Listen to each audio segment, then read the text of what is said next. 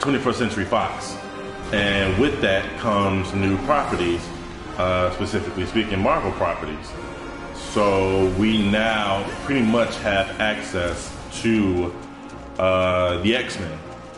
Obviously, you can't really talk about Marvel without mentioning the X-Men.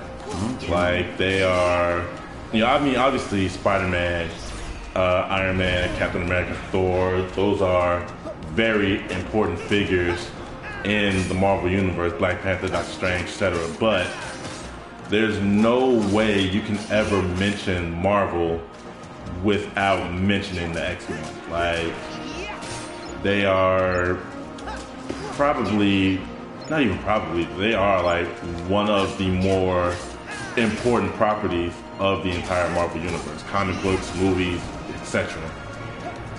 And so now to possibly add that into the MCU is, I'm excited about it because I'm interested to see what they do with it or where they decide to go with it as far as storytelling, interactions with the characters already in the MCU now.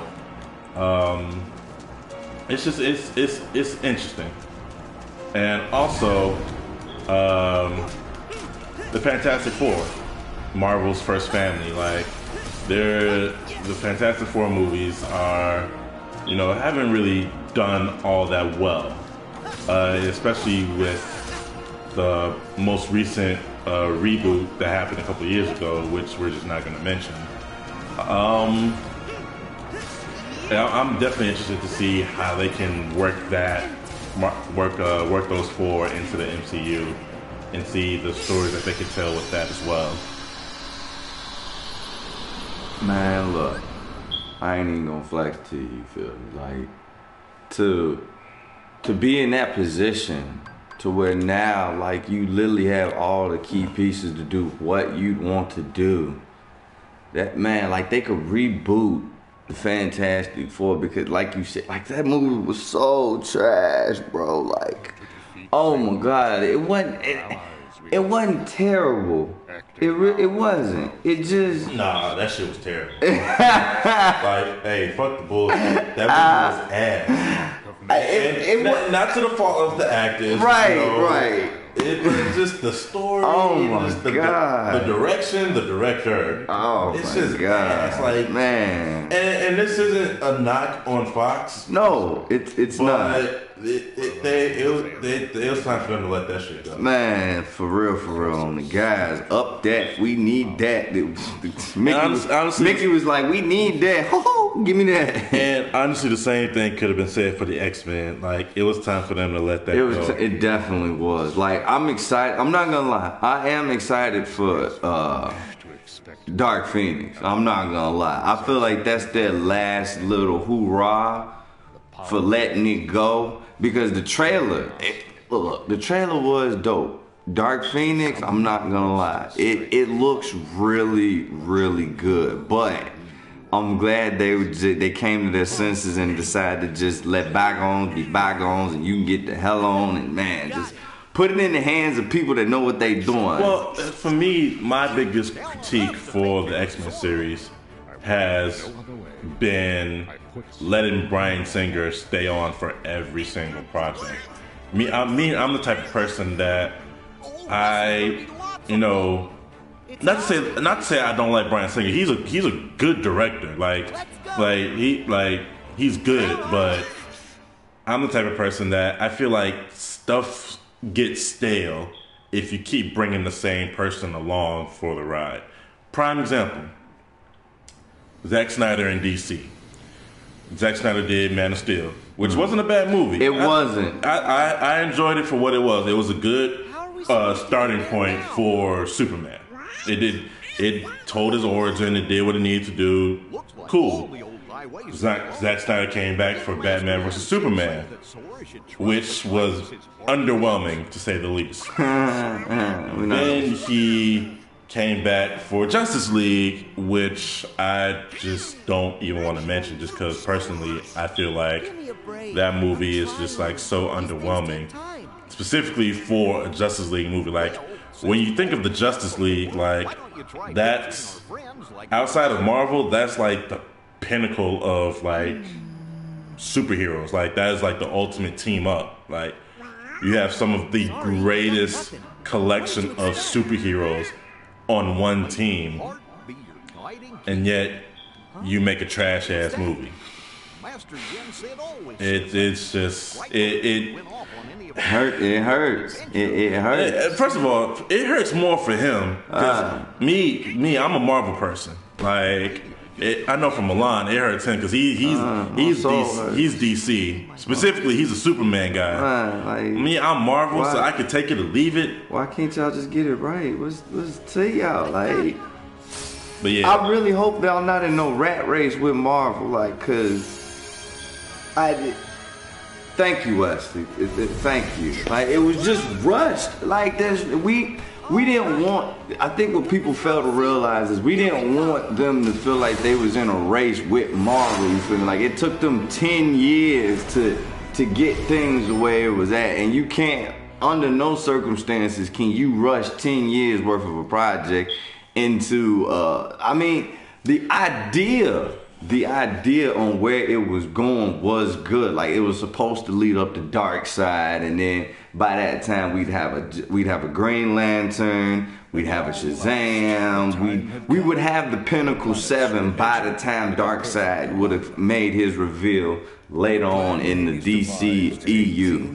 But it's just like the only. Basically, what they did, DC basically went backwards. Definitely. They did the team up first, and then tried to do the origin stories or solo movies afterwards. But and that's why I feel like, and it sounds kind of cliche saying this, but Marvel really discovered the right formula of creating and building a universe. For me, if DC would have, they did Superman, which is obviously the best starting point to go off of. Like, when you think of DC, you obviously think of Superman. He's like the mascot for them. And then you could have you didn't even have to do Batman. You didn't even have to do Batman X. You could have done Wonder Woman. You could have done Flash, or done a Green Lantern Corps, or even a Cyborg movie, or anything like that. And then you could have sprinkled in Batman in the middle between somewhere. And then obviously after that you have your, and I really hate saying this because it sounds so cliche, but then you have your Avengers moment where they all come together and defeat, whether it's Darkseid or even someone like a Lex Luthor. You could have had him be like the big bad guy or anything like that. But yeah, it's just it was too rushed. They really tried to just do what Marvel did, but they were like it just didn't work out. And then it just had so many issues. Like, it was just like, the only movies we can really give them credit on is Wonder Woman and Aquaman.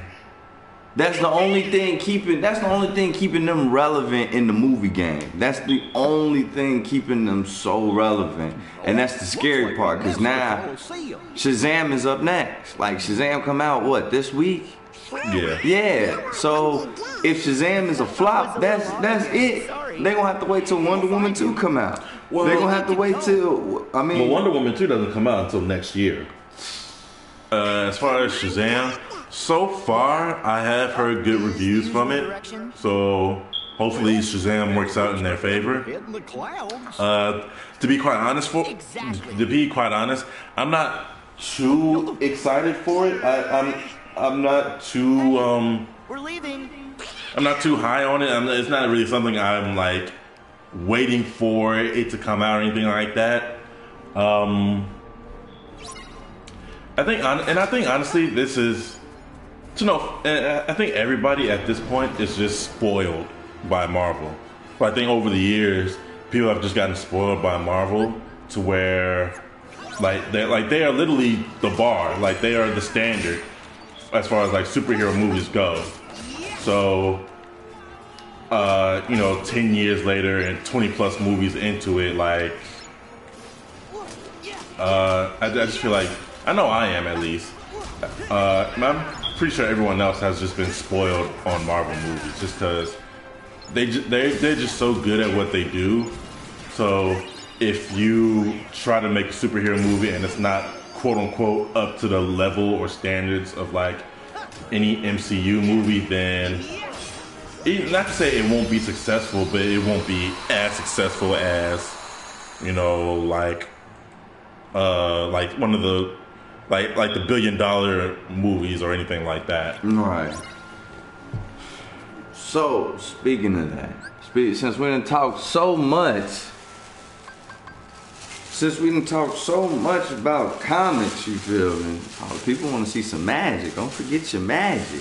Where the magic at? Yeah, man, I got it. Since we talking about comics and comic book characters so much, we might as well go right into my reading recommendations. And I have it, ladies and gentlemen. I wish you all could see it. I have The Batman Who Laughs, issue number 1, The Grim Knight. And literally it says the origin of the most dangerous Dark Knight of all. So, break that down real quick for you all. Basically, the Nightmare universe has its own Batman that uses guns and is like the equivalent to the Punisher. And I have the very first printing of this, which I'm going to frame and keep for myself. So one day when I'm old and gray, I can make me some big board bucks. But go check this out. This is DC. Go check that joint out, you feel me? Next, you already know, baby. Man, I got the Mighty Morphin Power Rangers comic, issue number 37, Beyond the Grid. Yo, things get hectic.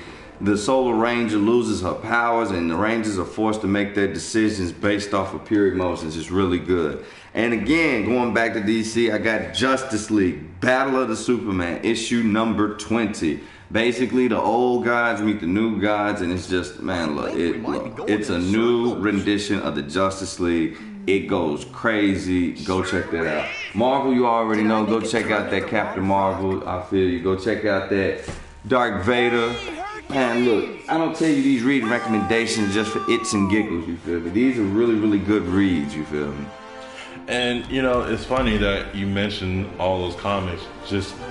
And it just upsets me even more because, like, DC has so many good stories to tell. Yes. Like, with Flash, you have Flashpoint. The Green Lanterns, obviously, Green Lantern versus Sinestro. That's, you know, an easy movie to make.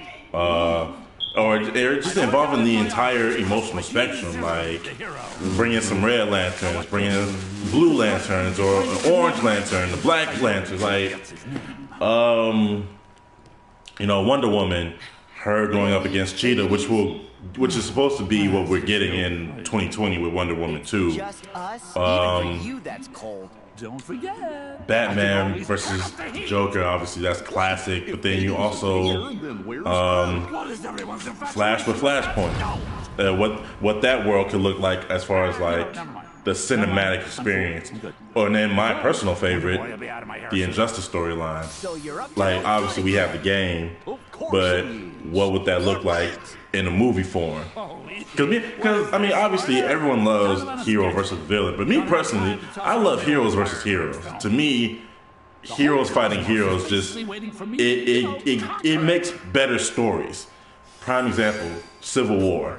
Not even talking about the movie, but the actual comic series Civil War. I have from the first Civil War, I have like the last 4 editions of that story, and it's just such good storytelling. Like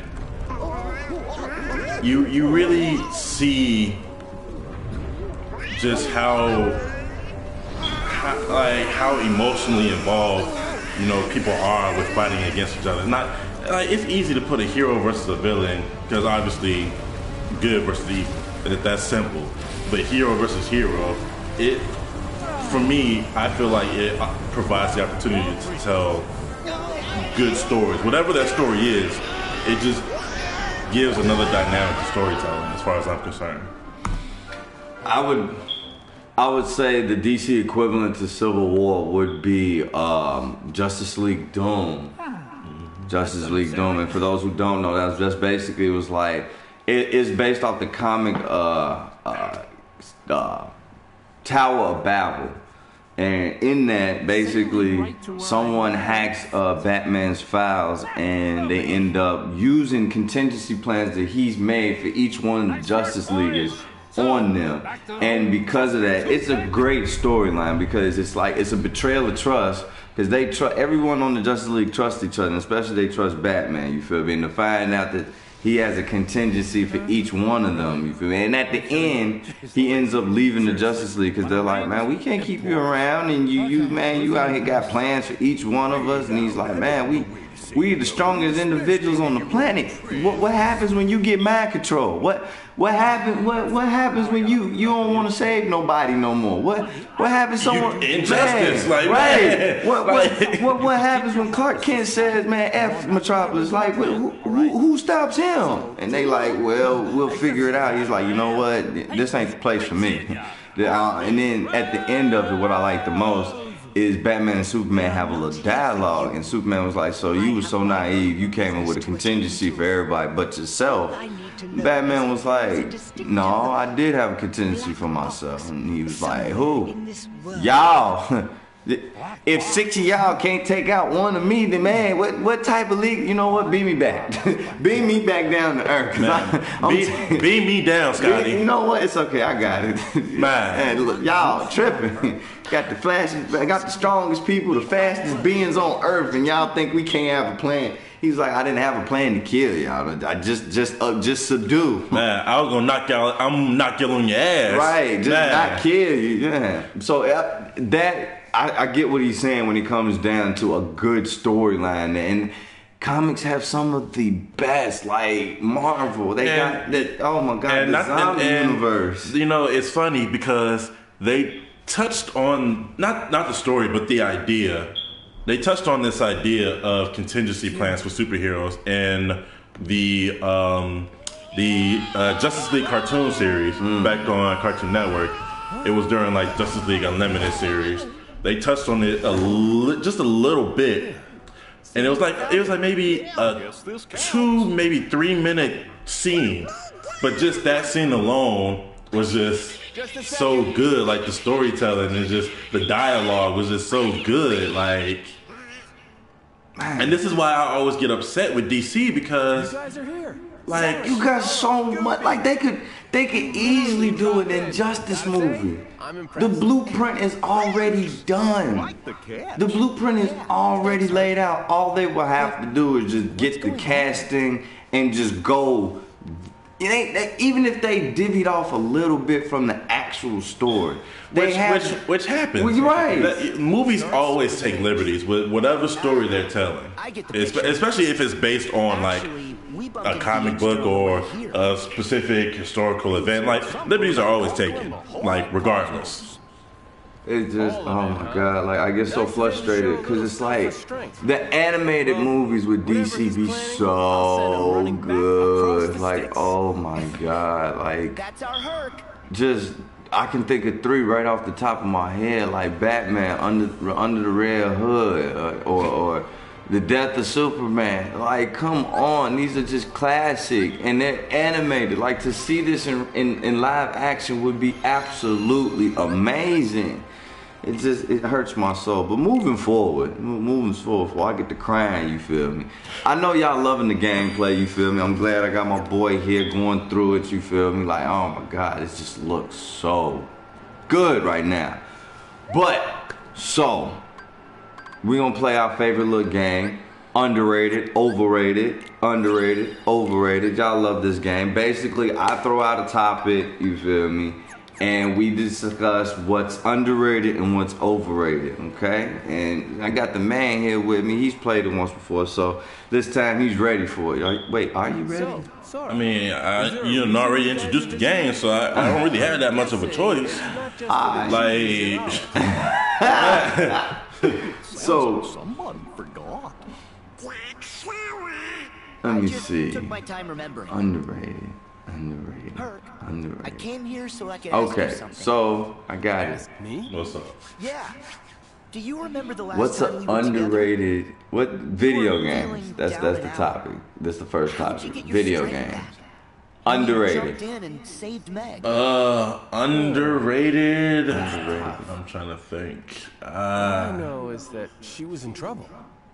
Suddenly, I wanted to save her One with game, all my heart. I wouldn't necessarily say it's underrated. It's not like I could tell you It's more of a classic, but Man. I feel like it gets forgotten about a lot. Is All my strength the is Def gone from Jam me, too. fighting game? Yes. Oh my soul. Yeah, Yes. I feel like and not to say that they're underrated because I'm sure a lot of people love them and love playing them, but I feel like they always tend to get forgotten a lot. So I would say put that as in the underrated category just because those games were so good. I actually own Def Jam Icon for the Xbox 360, and I've played Def Jam Fight for New York. Those games are just so fun, just like seeing your favorite rappers or whatever just beat the shit out of each other. Man, duking it out. And this is why I wish they would make another one, just because the rappers that we have out now, and just seeing what they could do with something like that nowadays. Like to see Kanye just go crazy, or Nas, you feel me? Like, what? Or just like someone like Kendrick Lamar going up against like J. Cole, and like in a fighting sense, or Drake or French Montana, some shit like that. You feel me? I don't know. I just feel like it would be interesting to see if they were like to make a game out of that. Also, another one I could put is the NBA Street Series. I can say that's a bit underrated, even though again it's like a classic, cult classic, or anything like that. But yeah, I feel like those are good games that could fit in the underrated category. For me, definitely, man, Dante's Inferno, underrated. Underrated. And for those who don't know, like, it's basically the Xbox version of God of War. Like, it was based off the book Dante's Inferno. You feel me? Well, the original story of Dante Alighieri, there was a poem written back in, I want to say, the 11th century, called Divine Comedy. And it was basically a poem of how Dante basically jumps into hell to rescue the love of his life. I don't know if that's like the exact story or plot. Don't quote me on that. But yeah, the fact that someone could take an Italian poem from the 11th century and basically turn it into a video game, like that's crazy. If you haven't played it, you need to play it. It is really, really good. Like, to jump into hell, beat up the Grim Reaper, take his scythe and use it as a main weapon, and then you got a holy cross, and then you can like purge people from their sins, and it is so good. I think that's gonna be one of my Throwback Thursday streams. That's definitely gonna be one of my Throwback Thursday streams. And another underrated game, Medal of Honor, yo. Like, Medal of Honor Warfighter, that was underrated. I think that was your answer the last time. Cause it is, man. Get that game put some respect on this name, like that game. Cause it ain't no more Medal of Honor. You feel? Ain't no more. They ain't come out with one in years. Right? Ain't no more. Okay, overrated.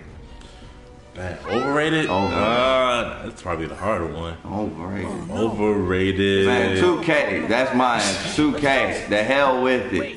Burn it. Burn it off. Burn it. Better yet, throw that in the depths of hell. Cause I hate it. Oh man, y'all wonder why I ain't streamed it. You feel me? Because I don't. Overrated. Overrated. Oh man. Y'all go spend $60 faithfully every year for the newest rendition of it. So you realize you just lost the entire black community because of that answer. Okay, that's fine. That's fine. That means I just need to appeal to another demographic. Look, overrated. 2K. Okay, and you know what? Let me put it like this. I've owned copies of 2K. I didn't buy the one that came out just recently, just because I didn't. There was no really specific rhyme or reason. But I could definitely say that could go into the overrated category just because everybody clamors for it when it first comes out. Thank you for saving me. And even though I play 2K and I enjoy it for what it is, it's a basketball game. It's We NBA. better check and see if anyone else needs us.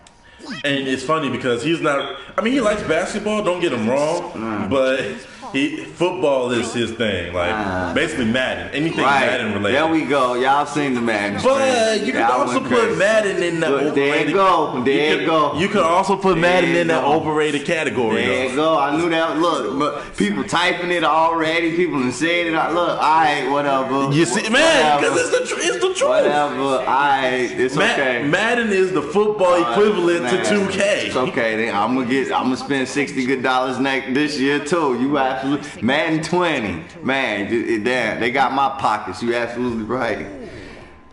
This is why we had these conversations. It brings up great dialogue because yes, that is the flip coin about it. Well, Madden okay. Well, since you gave your answer, my answer, I will put Call of Duty in the overrated category. It's okay.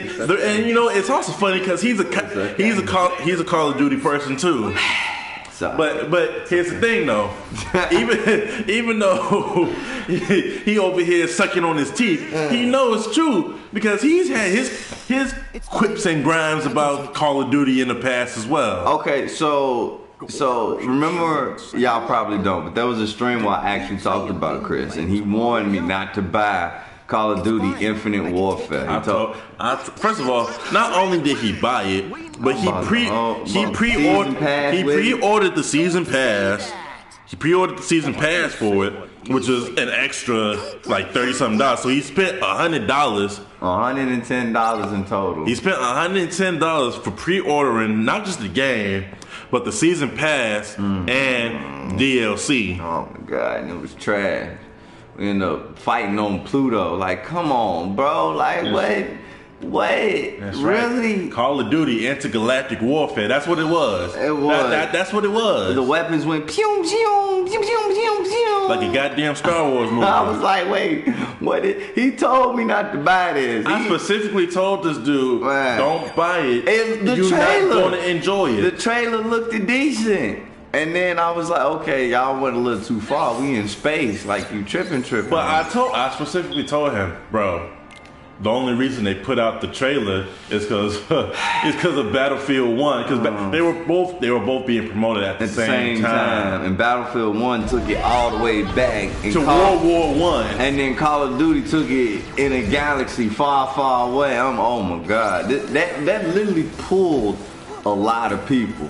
That pulled a lot of people both ways. It was like, do I really want to go all the way back to pre-automatic weapons, or do I want to go forward with weapons that go pew pew pew pew pew pew pew? So that year pulled people, like definitely did.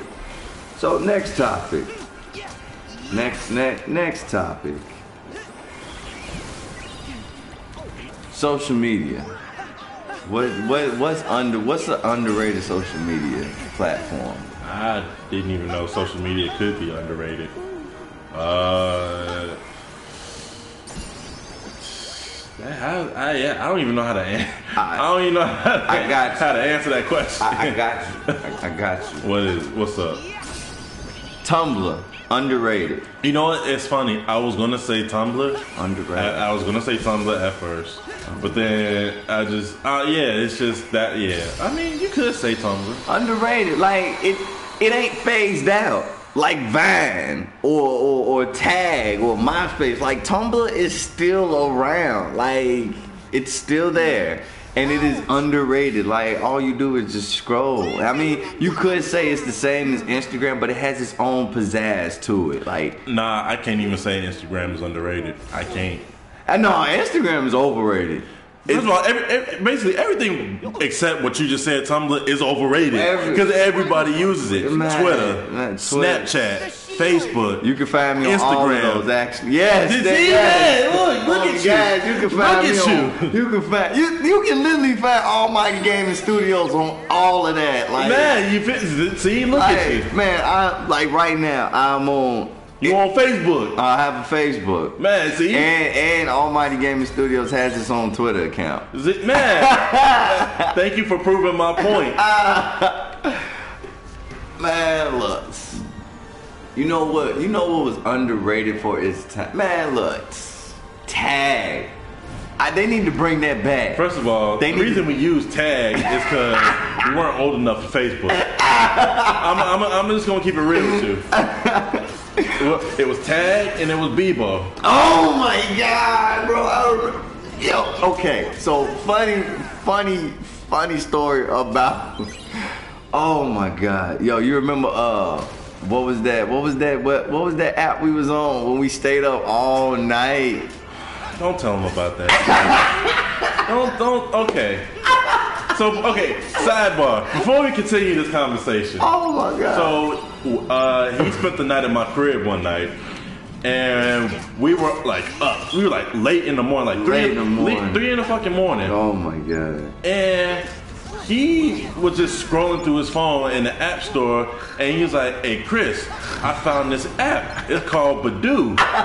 And I'm like, "What the fuck is a Badoo?" And he's like, "It's like this app, like the social media app, like a dating app." And I'm like, "Okay." Yeah. So he downloaded, signed up, and everything, and right out the gate started talking to this girl. Mind you, it's 4 o'clock in the fucking morning. It was 4 in the morning. Like, it's still dark as fuck outside. So we fell asleep during the day because we were up all night into the morning. So while I was asleep, that app kept going off with messages from that female and from others, and he was so pissed because his phone kept dinging. Like, what the fuck? Mind you, we just discovered this app like that night before, you feel me? Like, oh my God, it was Black Planet. Oh, Wesley, cut it out, bro. I remember Black Planet. I was on Black Planet on the guy. Oh, golly. For me, I started off on Badoo. I started off on Bebo. Then I went to Tag. And then I went to MySpace. And then I went to Facebook. Boy, I had a Tag. I remember I had a MySpace with the music going off, and when you click my page and had the fancy, I had the SpongeBob SquarePants with the gangster grills in his mouth. Boy, everybody had like a hood background. And then I had Soulja Boy playing in the background. You feel my look, my MySpace was busting. You feel me? It was straight busting. I remember that. And then 2009. I got a Facebook, and at the time, what was trending was if you had a girlfriend, she was your profile picture, and you would be her profile picture. That's stupid ass shit. I mean, I was a freshman in high school, so you feel me? It was a cute little notion at the time. You feel me? I guess. And now you feel me? That Zuckerberg knew what he was doing. That man pockets is fat now because of this. Like, it's crazy because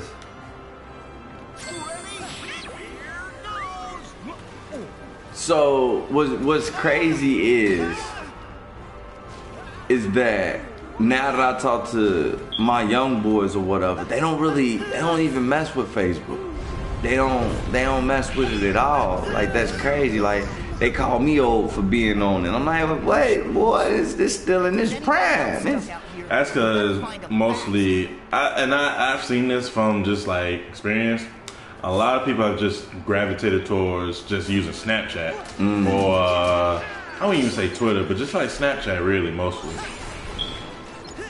So, doubling back to the game that we are playing, Kingdom Hearts 3. Chris, what features you like about this that they didn't have in Kingdom Hearts 2? Like, what's the appeal? Like, what's your favorite level on here? What's your favorite magic attack? Better yet, all of that, and what's your go-to Keyblade? So Kingdom Hearts 3, other than the 2 main games for the consoles, they had a bunch of games for the handheld platforms like PSP, Nintendo DS, and things like that. And what they did was they pretty much took elements from all of those games and just like combined them into this one while also introducing new things. One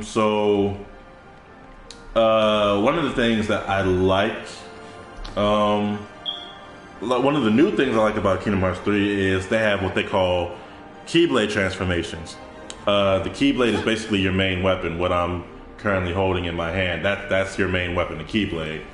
And what they added to this game was Keyblade transformation. So if you get your combo up to a certain level while fighting an enemy, you'll be able to unlock Keyblade transformations, and it basically transforms your Keyblade into different type of weapons. It could be a sword, it can be 2 pistol guns, it could be a spear or anything like that. So that was a really fun thing that I thought that they added that I really enjoyed. So, how many worlds is on here? How does the level, like, how do you know you about to go to a different world? How do you get there? Because like I said, you talking to someone that's never touched, never picked this up. So how do you know when you about to go to the next world? What's the boss fight? All that. So I believe there are 8 worlds total in this game. And when you enter a world, you obviously play through the story of that world. You know, play through the whole level. And usually after that level, you'll be able to travel to any different world that's available to you at that point in time. Also, the way you get there, you have this thing called a gummy ship, where you fly in and you travel through space and, you know, fight, battle different like spaceships and anything like that. And it's basically your means of traveling to the different worlds. Like, you don't teleport or anything like that. I'm sure you could if if that was an option in the game, but that's yeah, the gummy ship is basically your spaceship of how you travel to the different worlds and everything like that. The boss fights, those are usually, it depends, because sometimes if you're in a world, they have a boss fight in the middle of the